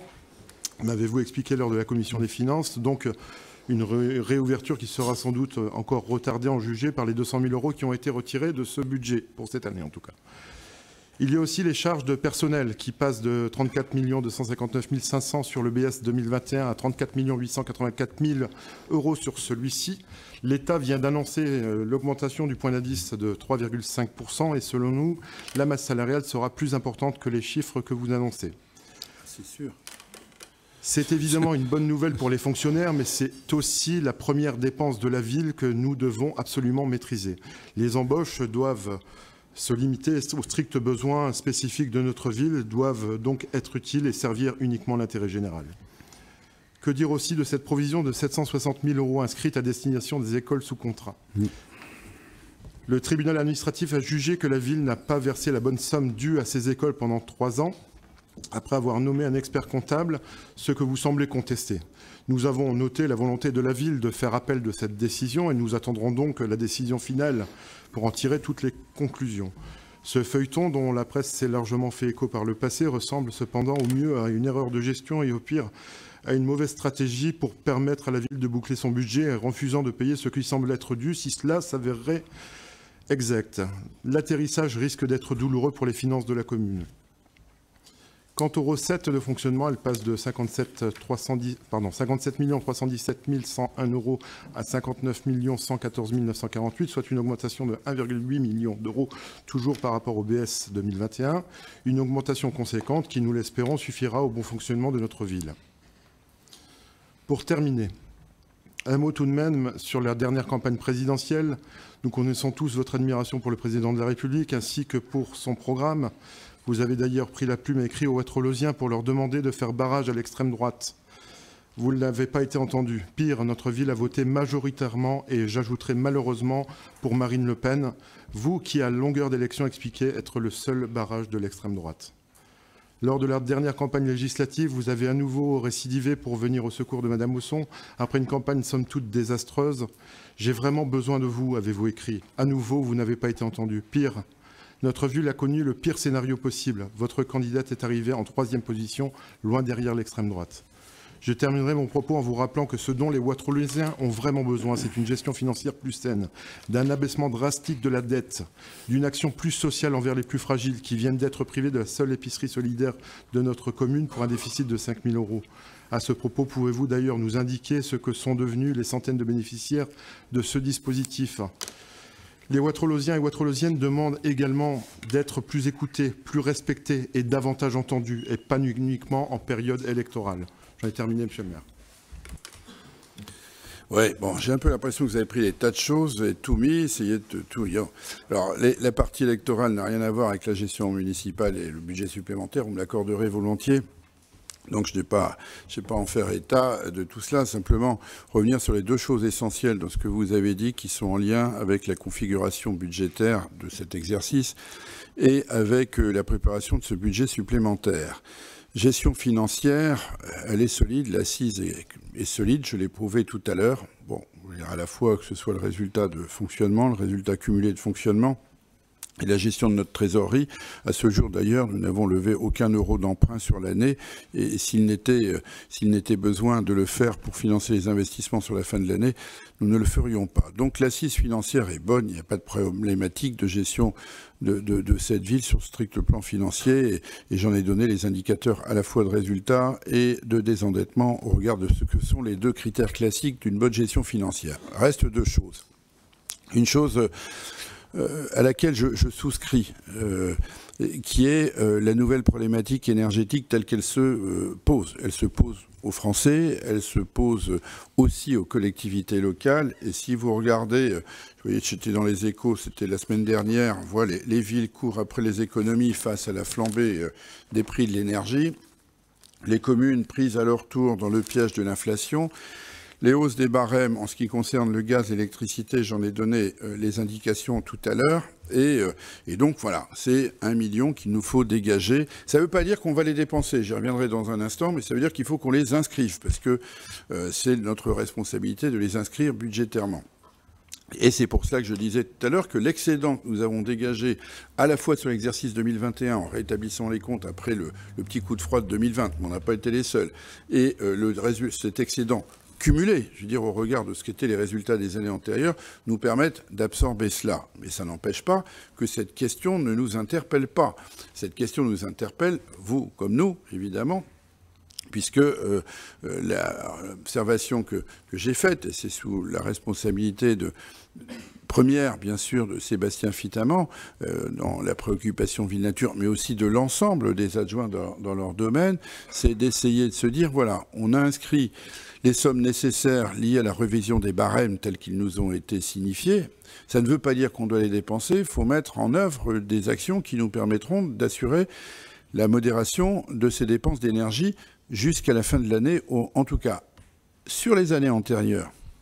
Vous vous souvenez sans doute que j'avais bien montré, chiffres à l'appui, alors je ne sais plus si c'était dit en commission de développement durable ou si c'est moi-même qui l'avais fait en commission des finances, en tout cas au conseil municipal, je me souviens très bien l'avoir fait, où à la fois sur l'éclairage public, sur le remplacement régulier des chaudières, alors d'un côté l'électricité, de l'autre côté les chaudières, ou sur le remplacement des éclairages, notamment avec des minuteries mises en place progressivement, nous avions réalisé sur les volumes des économies d'énergie extrêmement significatives. Et ce qui nous bouscule aujourd'hui dans la facture globale, ce n'est pas le volume. On n'a pas de poussée du volume, on a une poussée du prix, et comme les Français d'ailleurs au demeurant. J'observe, et on en parlait encore ce midi avec le président de la MEL, parce que d'autres villes, quelle que soit leur taille, sont interpellées. Certaines ferment leur éclairage public ou vont le fermer à partir d'une certaine heure. Certaines vont réduire le chauffage dans leur piscine, au niveau du bassin, par exemple, ou dans les équipements sportifs. J'ai pas de tabou en la matière. Je veux simplement que le service public soit assuré dans de bonnes conditions et néanmoins, c'est clair qu'il nous faudra, comme tout le monde, prendre des mesures d'énergie. Je serais un piètre gestionnaire si je me contentais de dire les prix sont en hausse, eh ben, on a des sous, ben, on va les dépenser, on va payer les factures en hausse. Ça nous arrivera sans doute. Les factures seront en hausse, mais moins elles seront en hausse au final, et mieux on se portera. Et donc, je vous rassure là-dessus, il n'y a nul besoin de créer une structure spécifique. J'ai demandé à l'administration, sous l'autorité de Jean Chenevière, mais de l'ensemble des adjoints et donc sous la conduite du directeur général des services, de me présenter pour la rentrée, enfin le plus vite possible, un plan de réajustement des conditions de fonctionnement qui nous permettrait de modérer sur l'électricité et surtout sur le gaz les volumes de ce que nous allons consommer. Et il appartiendra à la commission développement durable et travaux, de pouvoir statuer et débattre de ces sujets-là. Je n'ai aucun tabou. Ça se fera majorité-opposition en parfaite transparence. Ce sont des mesures qui concernent la gestion municipale et à ce titre-là, majorité et opposition, nous y concourons tous deux, même si, bien entendu, c'est la majorité qui conduit aux destinées de la ville. Néanmoins, au-delà de la préoccupation énergétique que je viens rapidement de résumer, à laquelle vous devriez, vous comme moi, si vous étiez à ma place, devoir y faire face. Et nous avons deux défis aussi, et heureusement, encore une fois, que ce matelas salutaire existe.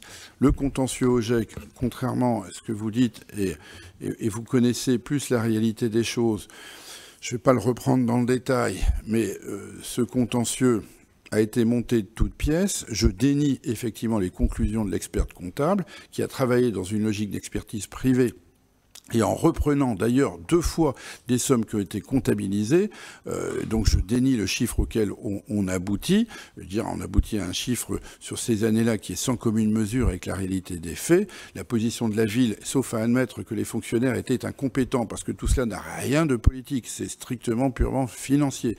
Un algorithme de calcul qui a été défini et validé par les fonctionnaires en charge de ces sujets-là, la direction des écoles, la direction des finances, le politique n'y intervient évidemment pas. Les fonctionnaires de la ville avaient arrêté un algorithme avec des chiffres que nous avions d'ailleurs à l'époque votés. La préfecture a demandé des modifications et par souci de bonne foi, vous le savez, nous avons décidé, et on a fait la correction nécessaire, qui était relativement modeste, mais elle existait, bien sûr, nous avons donc corrigé, et c'est l'algorithme de la préfecture, aujourd'hui, qui est en vigueur. C'est sur celui-là que je vous ai proposé tout à l'heure les chiffres des OGEC au nom de Madame Chantry. La Chambre régionale des comptes qui était passée ici avait elle-même examiné les modalités de calcul, et elle les avait d'ailleurs trouvées si cohérentes qu'elle n'avait pas jugé nécessaire d'en faire la moindre observation dans le dernier rapport de la Chambre. Voilà pourquoi c'est un arrêté du préfet qui avait validé l'algorithme et qui avait arrêté les montants. Et c'est cet arrêté du préfet-là qui a été attaqué au tribunal par les OGEC sur une base de règlement de compte dont la nature n'échappera sans doute à personne et qui n'est pas limitée qu'à notre ville puisque c'était des contentieux multiples. La ville défend son bon droit, je le dis et je le réaffirme. Nous étions de bonne foi, et je l'étais d'ailleurs tellement que lorsque le préfet a demandé une correction, nous avons validé cette dépense supplémentaire, nous l'avons inscrite et que nous l'avons considérée comme étant maintenant la donnée. Et sauf à admettre que l'État se soit livré, comme la ville, à des manipulations, je veux dire, vous comprendrez bien que je ne puisse pas valider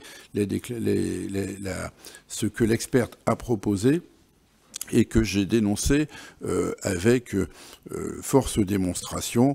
Le tribunal administratif, il avait une demande présentée pour 1,5 million, il a retenu 750. J'ai un peu le sentiment, je n'ai pas l'habitude de commenter des décisions de justice, d'une sorte de jugement à la Salomon. Je n'ai pas participé au débat, je n'ai pas examiné les conclusions du rapporteur public, mais on est dans un pays de droit. Il y a une décision du tribunal administratif. Elle sera portée en appel auprès de la Cour administrative d'appel. Et évidemment, je vous informerai des conclusions. Néanmoins, par souci, encore une fois, de bonne gestion précautionneuse, il y a une décision de justice. Nous l'inscrivons en provision au budget, même si chacun comprend que ces 760 000 euros tombent vraiment au mauvais moment, au moment où nous devons aussi inscrire 1 million sur les dépenses d'énergie et où nous devons inscrire un peu plus d'1 million pour les 3,5% de dégel du point d'indice. Comme tout un chacun, comme citoyen, et comme aussi proche du milieu de la fonction publique, je ne peux que me féliciter de ces 3,5%. Ce sera une recette supplémentaire, évidemment, et une rémunération supplémentaire pour nos agents comme pour l'ensemble des fonctionnaires de l'État. Il n'en reste pas, et d'ailleurs des collectivités territoriales.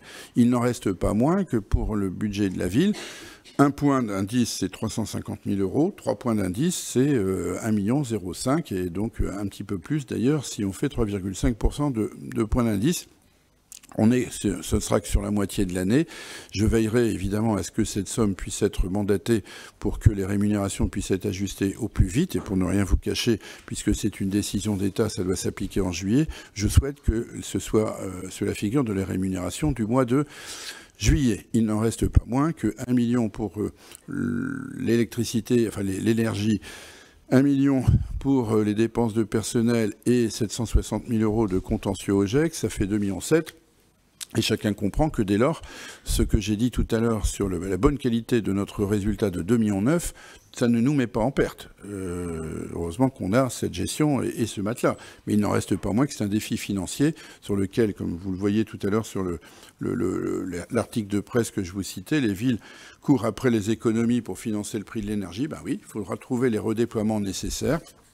Et donc on y travaille, mais s'il n'y avait pas de préoccupation de gestion, nous ne serions pas là et il suffirait de nous remplacer par des ordinateurs ou des machines. Il nous appartient à la fois d'assurer le maintien de l'équilibre des comptes, j'y veillerai, assurer le financement des investissements. Ce sera peut-être un tout petit peu plus délicat, je vous rassure. Les engagements en ce qui concerne Saint-Maclou seront tenus, puisque si effectivement, comme vous l'avez dit, les premières estimations de notre assistant en maîtrise d'œuvre ressortaient à peu près 1 million de plus que le budget initial, ce qui est assez significatif compte tenu de l'évolution du prix à la hausse des matières premières, etc., du transport, etc. Bon, en fait, nous avons réajusté la prestation à 3 millions 100, donc on est à 250 000, 300 000 euros de plus que ce que nous avions budgété, ce qui est absorbable du strict point de vue de nos investissements. Nous réexaminerons évidemment les investissements prévisionnels à cette aune-là, d'autant que j'ai cru comprendre aussi que l'État n'a pas dit son dernier mot, d'une part en ce qui concerne l'évolution des dotations de l'État, non plus d'ailleurs qu'en ce qui concerne une éventuelle compensation portée par les associations d'élus locaux à la revalorisation de ces 3,5 points d'indice. Voilà ce que je pouvais essayer de vous dire aussi rapidement que possible.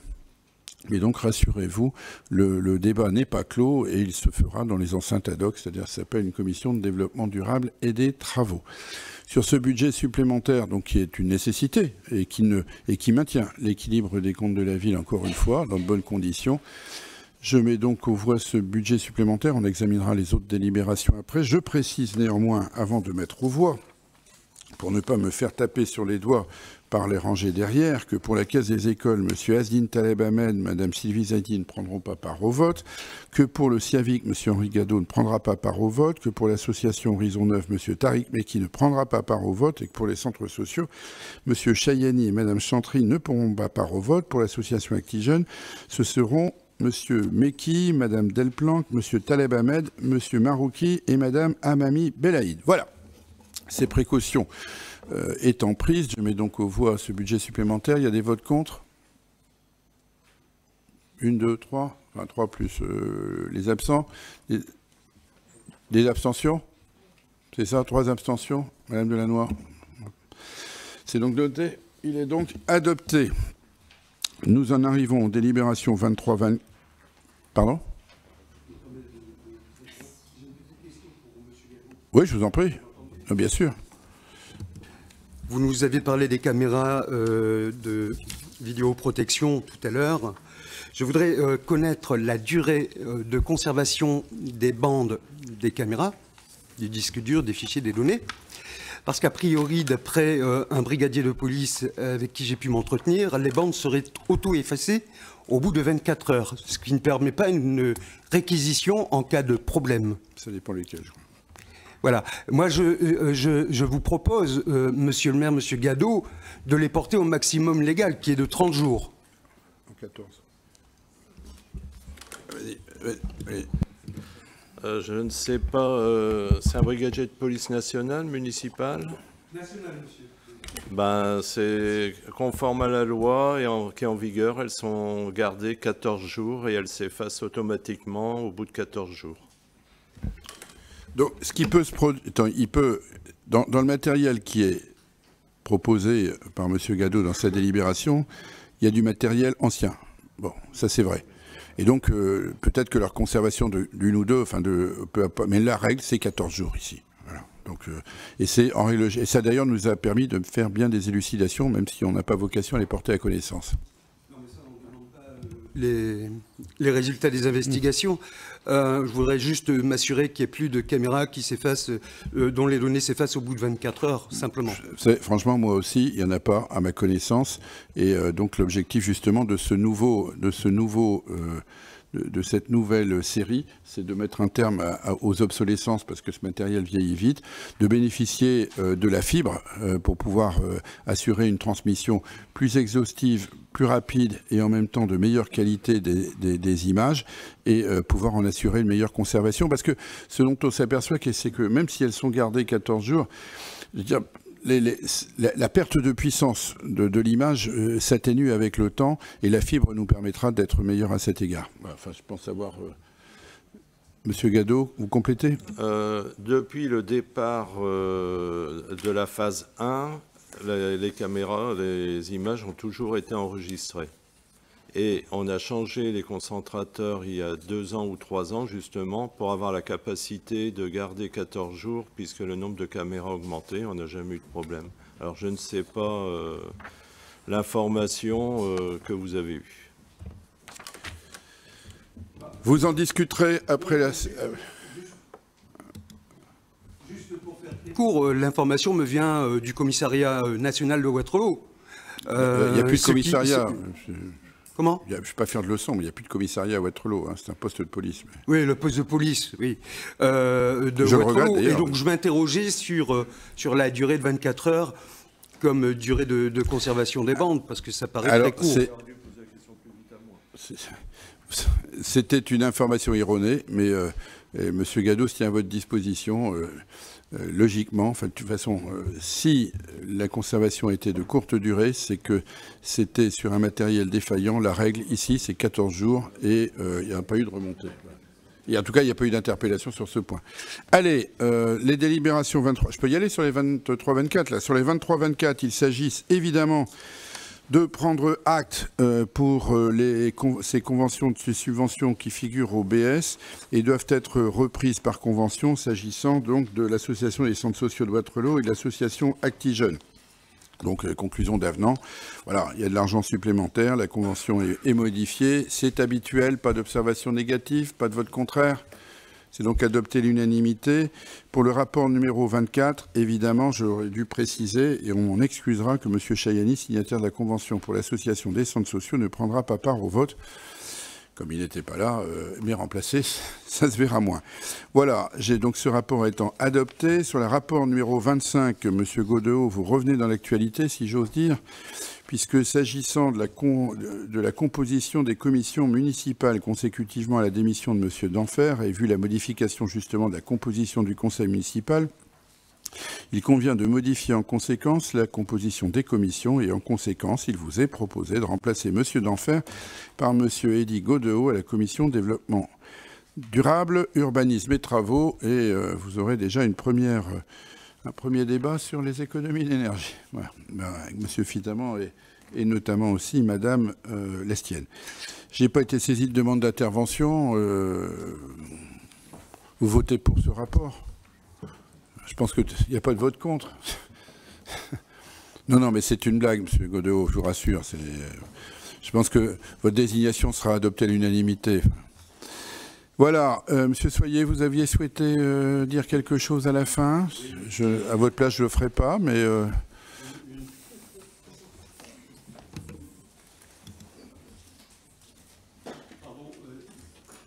Vous pourriez répéter, Monsieur le maire, j'ai pas entendu. J'ai dit, vous souhaitiez dire quelque chose, je dis à votre place, je ne le ferai pas, mais... Mais je vais le faire quand même. Monsieur le maire, chers collègues, mesdames et messieurs, je tiens à vous informer le conseil municipal que notre ex-collègue, M. Abdel Denfer, a été victime d'une agression, celle-là en gros, le soir du second tour des législatives. Cette agression a été perpétrée par un agent municipal en service. M. Denfer, 72 ans, avait déjà été victime d'une agression verbale et de menaces physiques environ 72 heures auparavant. Une enquête judiciaire est en cours, je ne peux donc pas approfondir le sujet ici, mais avec mes collègues, nous regrettons amèrement que nos plus hauts représentants, dont vous étiez, Monsieur le maire, ne sont pas intervenus et ne se sont pas inquiétés de savoir comment se portait notre collègue. Je le dis ici, devant vous, aucune raison ne justifie une agression physique. Avec Marjorie Farassi, M. Godeau, j'adresse tout mon soutien et mon amitié à M. Abdel Denfer. Devant une telle situation, c'est même l'ensemble du conseil municipal qui devrait lui apporter son soutien. J'en ai terminé, Monsieur le maire, chers collègues, mesdames et messieurs. Je vous l'ai dit, vous n'auriez pas dû le faire. Monsieur Denfert a jugé bon de porter plainte, grand bien lui fasse. La justice est donc saisie, elle fera son ouvrage et il ne nous appartient pas, évidemment, comme vous l'avez d'ailleurs prudemment dit, d'en débattre ici et spécifiquement de l'affaire. Je ne doute pas que la justice fera son ouvrage. Et sans doute, d'ailleurs, observera-t-elle que M. Denfert, et j'assume mes mots, est un triste cire. Parce que M. Denfert n'est-il pas ce monsieur dont le comportement est, sur les réseaux sociaux, si plein de haine, agressif et provoquant, où il me vomit littéralement, Mme Hausson et M. Macron aussi. Regardez. Monsieur n'est-il pas ce monsieur qui passait entre 2 et 3 fois par jour à mettre des nez rouges et des oreilles sur les affiches des candidats de la majorité, ce qui n'est pas une conception très ouverte de la démocratie, vous me l'accorderez. Vous me parlez sans doute... Attendez, je vous ai laissé parler. Vous me parlez sans doute de ce même monsieur qui se livrait à ses nez rouges sur les affiches de Mme Hausson et que le président de la commission de contrôle a lui-même interpellé et photographié car il le faisait le jour même du premier tour des élections. Ce qui est, vous me l'accorderez, une conception aussi primaire de la démocratie, car des campagnes électorales, j'en ai déjà connu, mais ce type de comportement, j'en ai jamais vu. Alors, nonobstant ce qui se conclura sur cette affaire, qui ne relève en rien des délibérations du conseil municipal de ce jour, qui ont une autre importance, vous me permettrez simplement de dire, monsieur Soyer, en conclusion de mes propos, et avant que de conclure ce conseil municipal, une phrase que je ne tournerai pas à la grivoiserie, mais que j'utiliserai avec des mots beaucoup plus mesurés, c'est que quand on monte à une échelle, on vérifie qu'on n'a rien à son derrière. Je n'ai donc rien à ajouter sur ce point. Et avant de clore cette séance, je vous rappelle, mes chers collègues, que vous pouvez consulter le registre synthétisant les décisions prises en vertu de l'article L. 2122-22 du Code général des collectivités territoriales. Je prie les membres du Conseil de rester à leur place le temps des signatures d'usage, le temps qu'il vous en reste. La séance est levée. Monsieur le maire. Trop tard. Non, monsieur Croigny avait demandé la parole. Ah, je suis désolé, mais j'ai pas vu. Non. Mais la séance est close, monsieur le Croigny. Je suis désolé. Mais non, c'est vrai. La séance j'ai prononcé la clôture. Je suis désolé. Pour le coup, je ne l'ai pas vu. Elle est faite signer.